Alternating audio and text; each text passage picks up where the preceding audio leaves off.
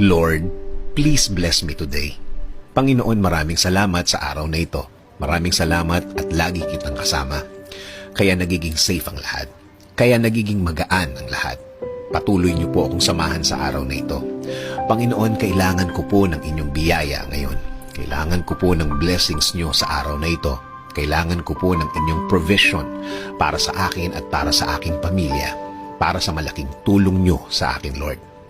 Sa mga nagdaang mga araw, naging mabigat ang aking mga araw. Naging lito at di ko na naman alam ang aking gagawin, Lord. Pero alam ko, magiging okay na naman ang lahat. Alam ko, Panginoon, kahit na ano pa ang pinagdadaanan ko, kapag kasama ko kayo, lagi kong makikita at mararating ang inyong plano sa akin. Ang mga gusto niyong gawin sa aking buhay na makakabuti sa akin. Kaya ngayon, Lord, dasal ko po na pag-aan. Gusto ko, sir, magkaayos talaga kami, sir. Kasi yung babae talaga to, sir. Ito ang first love ko talaga, sir. First love! First love never dies. Wala naman, sir, akong ibang Sir, naging huwag ka ano, sir. maniwala, Walang, sir. Yung pangalawa niyang babae, sir, kaya nga hinahanap niya, sir, dahil yun ang first love niya, eh. Sige nga sir, kung talagang first love, ano bang favorite kanta niya? Yung kay Jennifer Lopez, Anong title?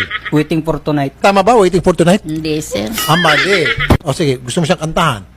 Anong kailangan kong gawin upang malaman mo?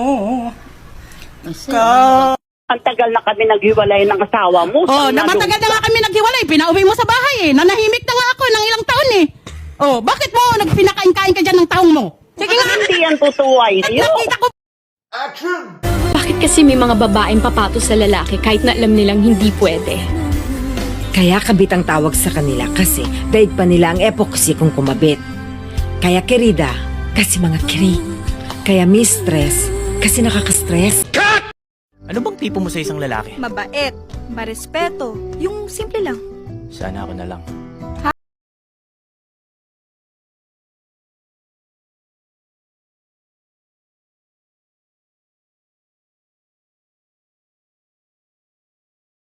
So I'm a sex worker, right? I know some people get so shocked, they don't even know, but that's what I am. That's what I do. And I'm filming a new video tonight, so I'm going to show you the process. So I got my hair done because I prefer having dark hair for some reason. I just feel like sexier when I have dark hair. So I got my hair dyed dark. Then we went to the Lego store because I'm still a little kid at heart, okay? Have to go to Lego. I made a little horsey girl because I want to have a horse. And as soon as we got home, I grabbed a tripod, okay? My trusty friend for my job. And I had some pasta tonight. I got it on my shirt and you can tell because my belly is very bloated.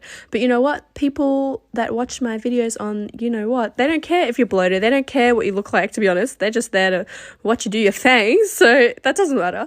But I got out a cute little outfit. This is it. I can't show it on here, but you know, just imagine it. And then I set up the tripod and I asked Glenn to come help me because he helps me with my videos. He's even in a lot of them. But anyway, I filled up the bath and I found this soap thing. Look at it. I thought this would be so. Hindi mo na kaya. Pagod na ako. Ayaw mo na. Pakiramdam ko, sinasayang ko yung buhay ko sa relasyon to. Sana noon mo pa sinabi. Para hindi ko na rin sinayang oras mo. Alam mo yung natutunan ko sa pagmamahal? Kahit palagaano natin kamahal ang isang tao, wala tayong karapatan na pilitin siya na piliin tayo. Wala tayong karapatan na pilitin siya na magstay sa atin. We need to learn to let go. Kahit masaktan tayo. Kapag mahal mo kasi ang isang tao, handa ka magparaya. Para sa kasiyahan niya. Yun kasi ang totoong pagmamahal. Hindi ka dapat maging makasarili. At hindi ka dapat maghintay ng kahit anong kapalit. Basta kapag nagmahal ka, ibigay mo lang yung best mo. Maniwala ka. Hinding-hindi ka makakalimutan ng tao na nakit sa'yo. At pagsisisihan niya na iniwan ka niya.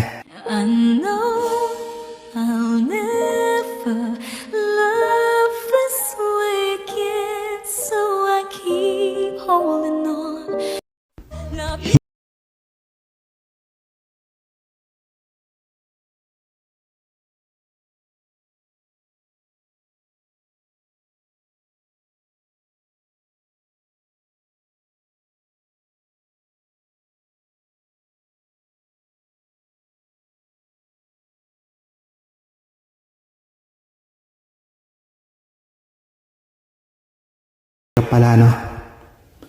Ang hirap palang magsimula ulit lalo na't nasanay ka na sa piling niya.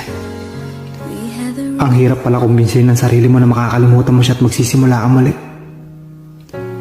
Ang dali lang sabihin na mawawala din yung sakit na yan. At magiging maayos din ang lahat. Magsimula ka ulit ng panibagong buhay na wala siya. At magiging masaya ka.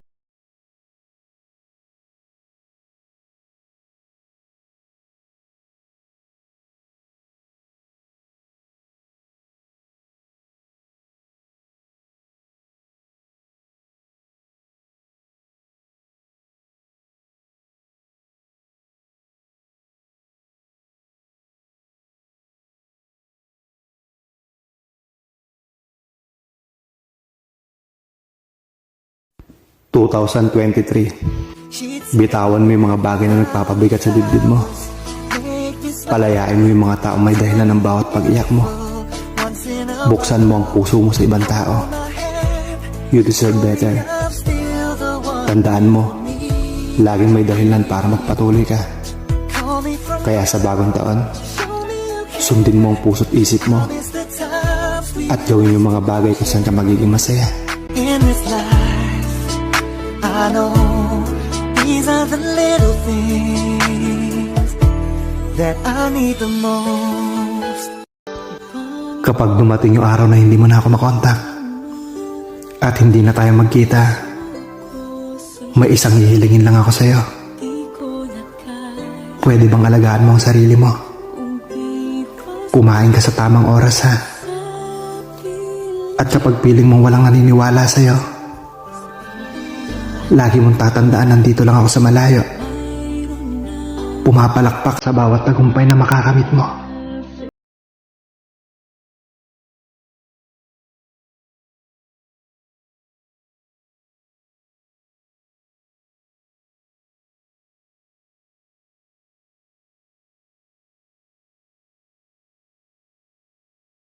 Remind lang kita ha. Never kang maging sapat sa taong ibang hinahanap. Kahit ibigay mo pa yung best mo, kung hindi yun yung hinahanap niya, parati pa rin magiging kulang kahit sobrang effort na yung ginagawa mo. Much love and God bless. Ang sakit isipin, di ba? Yun ikaw ang nakasama. Ikaw ang nag-alaga sa kanya at lagi nandyan upang pagsilbihan siya. Ikaw ang naging karamay niya sa lahat ng bagay. Masakit man isipin na ibinigay mo ang lahat, pero sa huli hindi pa rin naging sapat. Pero ang masakit doon, yung bigla kanyang iiwan at makikita mong mas masaya siya sa piling ng iba habang ikaw nagdurusa kasi sobrang minahal mo siya.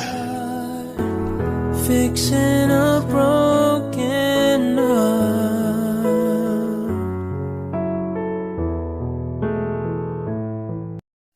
Alam mo kung ano yung magiging ganti mo sa taong nanloko sa'yo, nanakit at nangiwan sa'yo. Yun makita niyang masaya ka at makita niyang kaya mo pala kahit wala siya.